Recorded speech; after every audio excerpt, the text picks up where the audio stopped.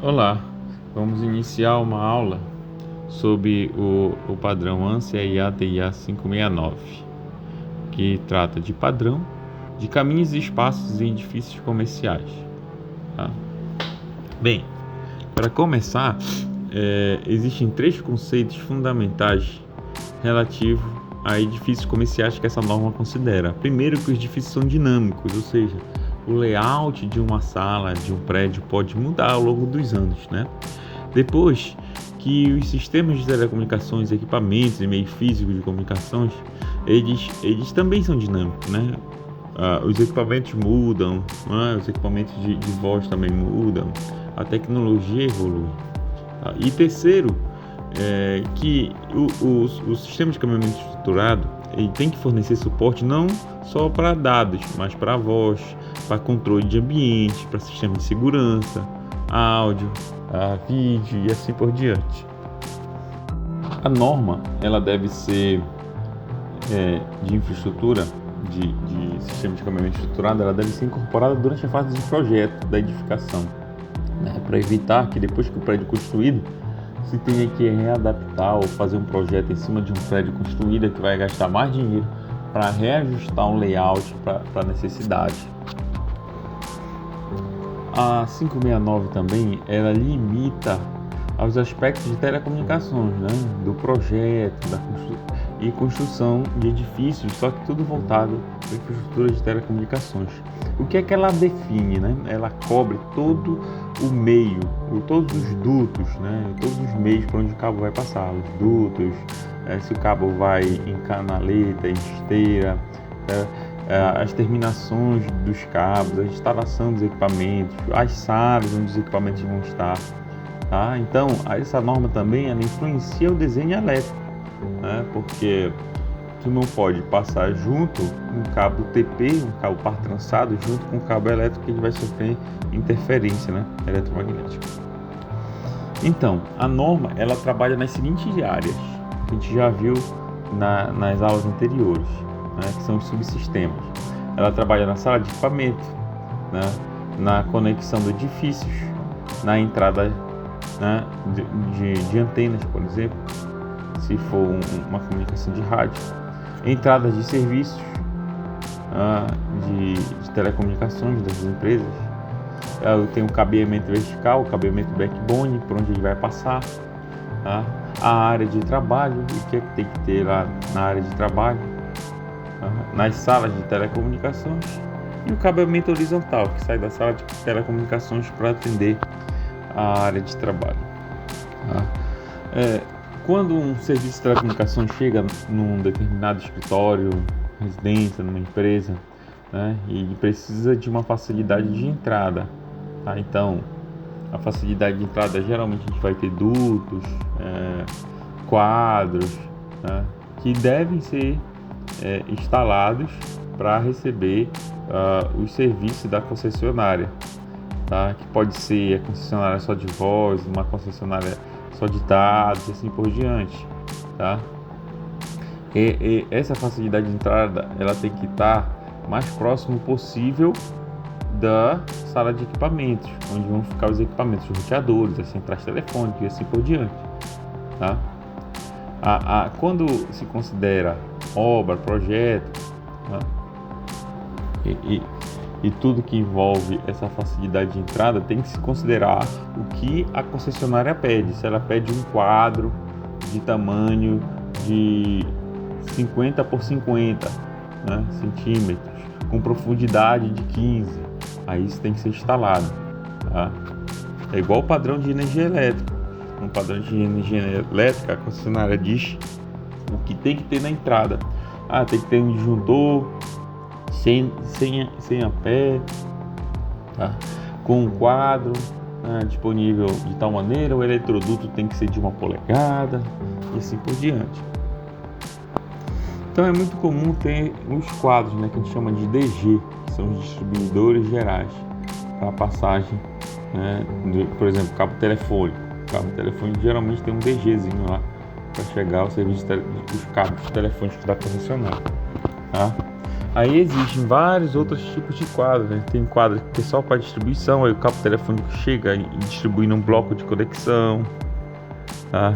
Tem cabo que são de derivação, né? Distribuição geral e tal. Tá? Então tem vários exemplos de DG. E tem algumas caixas que são só de passagem realmente, né? Para fazer curva no cabo. Né? Então se tem um layout, um projeto com um determinado local e o cabo não chega em a reta, precisa fazer umas curvas, então em cada ponto de curva você tem que instalar uma caixa de passagem para facilitar a manobra, né? O lançamento dos carros, tá? Então esses quadros eles têm um desenho quando faz um projeto, tá? Então a gente tem dois tipos de desenho, a planta baixa e o esquemático vertical. Na planta baixa aí tem a forma de quadrado como está na figura, e no esquemático vertical, né, aí tem esse outro quadrado. Então é um retângulo na planta baixa, né, e tem um quadrado aí, e cada um tem a sua simbologia para caixa geral de distribuição, caixa de distribuição, caixa de passagem, tá? Então isso aqui é uma sugestão de desenho, tá? Que deve ser seguida, tá? Boa prática é seguir as recomendações. As dimensões da caixa, tem caixa número 1, número 2, número 3, número 4, aí vai 10 por 10 por 5, 10 centímetros por 10 centímetros por 5, 20 por 20 por 12, assim por diante, tá? Bem, a norma também ela estabelece que nesses pontos de entrada deve ser fornecido um ponto, né, de entrada para os cabos de serviços que chegam e saem do prédio. Tá? Aí tem que considerar, a norma lembra, o tipo e uso do edifício, né? Se é edifício comercial, se é um edifício de uma concessionária de telecomunicações, se é um hotel, né? Considera isso, é uma faculdade, considera isso na hora de fazer o projeto. O provável crescimento, né? Existe um potencial para aumentar, expandir a capacidade de pontos, por exemplo, a serem atendidos nesse prédio, a dificuldade para colocar mais pontos na entrada. Então, por exemplo, a empresa começa com poucos serviços, né? Depois ela aumenta a capacidade e vai precisar contratar mais serviços, né? E aí, se eu não pensar nisso, eu vou colocar um eletroduto muito pequeno, por exemplo, e aí o eletroduto rapidamente vai encher de cabo, aí vai saturar e depois eu vou ter que quebrar tudo e passar novos eletrodutos, assim por diante, tá? Ver se existe possibilidade de uma entrada alternativa, né? Também, tá? Caso, mesmo deixando espera, extrapole a capacidade do sistema, e aí eu tenho uma entrada alternativa para resolver o problema. O tipo e tamanho dos cabos que serão utilizados, né? Cabo telefônico geralmente são cabos dependendo da empresa, né, que envolve muitos pares. As facilidades também podem vir por cabos subterrâneos, né? Então dá para fazer uma rota subterrânea, que aí lá tu coloca os cabeamentos passando. E aí nessas rotas subterrâneas deve-se considerar a ventilação, a fim de evitar acúmulo de gases, o tráfego de veículos, né, para determinar a espessura da camada que cobre, para os veículos não quebrarem o eletroduto, esmagar o eletroduto que está enterrado ali, ou se for uma galeria tipo um túnel, para não quebrar lá o suporte lá do tudo. As rotas devem incluir poço de dispersão, né? Então tem que ter de vez em quando umas caixas, igual como existe nas calçadas e nas ruas, né? As concessionárias de telecomunicações, elas sempre deixam um ponto lá de dispersão. Não é recomendado fazer muita curva, né? E se for necessário, não haver muitas curvas, mais do que 2 curvas de 90 graus, né, até o equipamento terminal, né? E quando for um duto enterrado, ele tem que ser no mínimo de 100 milímetros. Tá? A gente pode usar também sistemas com cabos diretamente enterrados. Tá? Aí tu tem que considerar, né? Se existe em jardim, cerca, árvore, no caminho, e outros possíveis obstáculos, né, quando for selecionar a direção e a rota de cabos que estão enterrados.